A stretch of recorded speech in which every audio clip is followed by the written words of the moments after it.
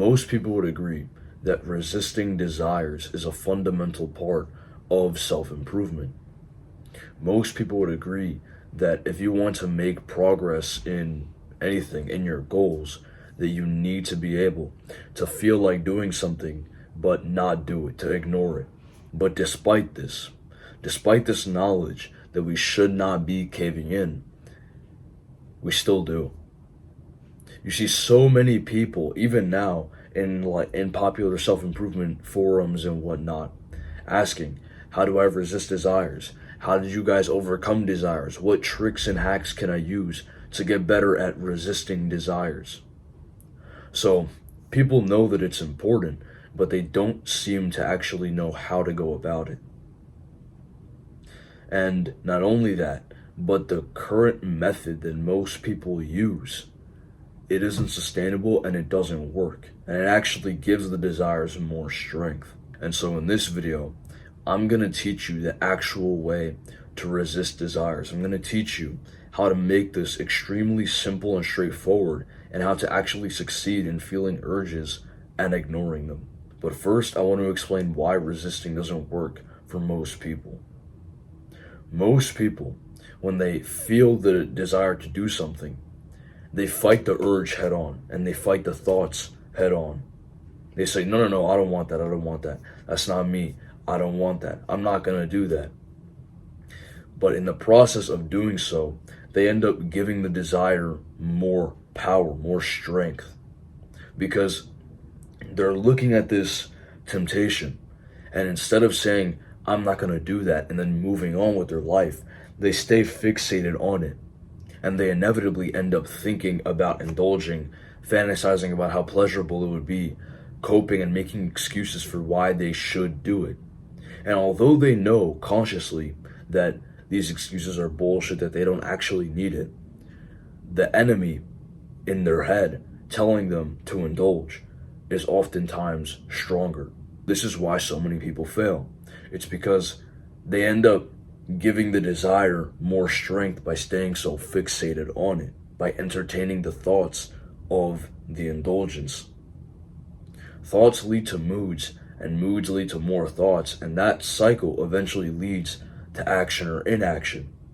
In this case, by thinking so much about a desire, it leads to action. It leads to you indulging in it despite knowing that you shouldn't. The enemy, which is that little voice in the back of your head that tells you to indulge in all that, it will spin a story saying that you need to indulge, that it's actually a necessity and not a craving.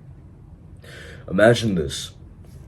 Imagine that you've limited yourself to two fruits, avocado and blueberry, the only two fruits that you eat, and with very specific reasons. The avocado has this nutrient, this vitamin, it's for calories. The blueberry helps with muscle recovery, antioxidants, whatever. These foods have a purpose, so they're in your diet, and only these two fruits.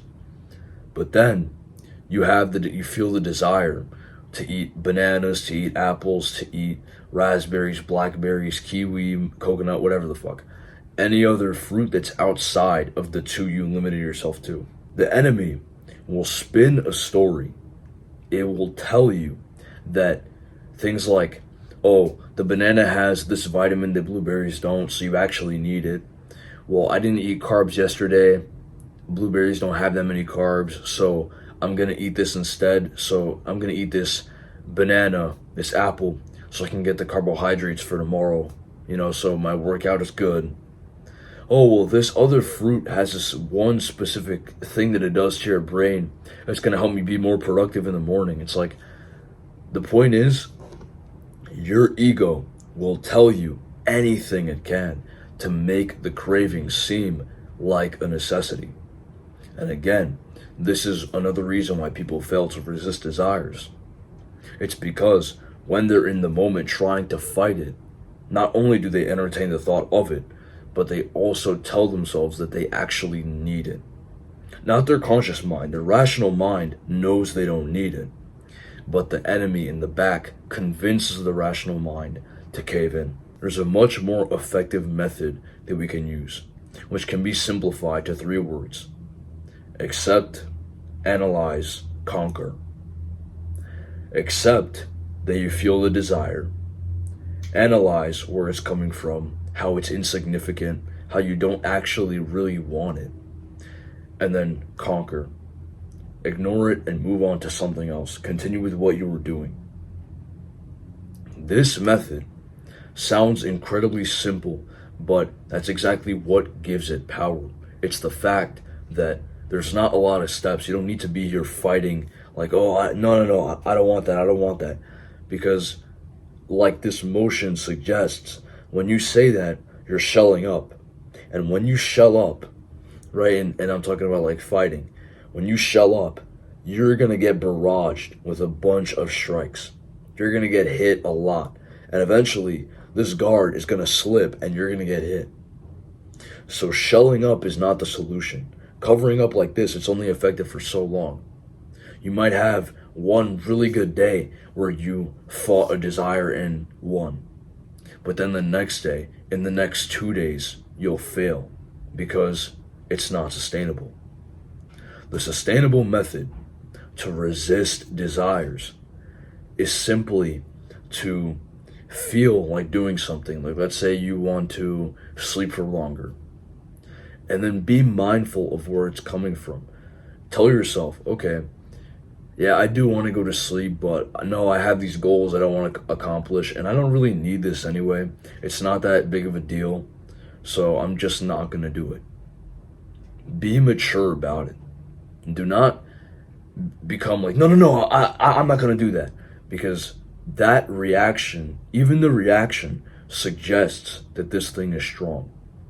But when you simply look at something and judge it objectively and rationally, you can see that it's not that big of a deal and you can literally just move on. And you'll find that when you use this method, the desire for something will literally dissipate.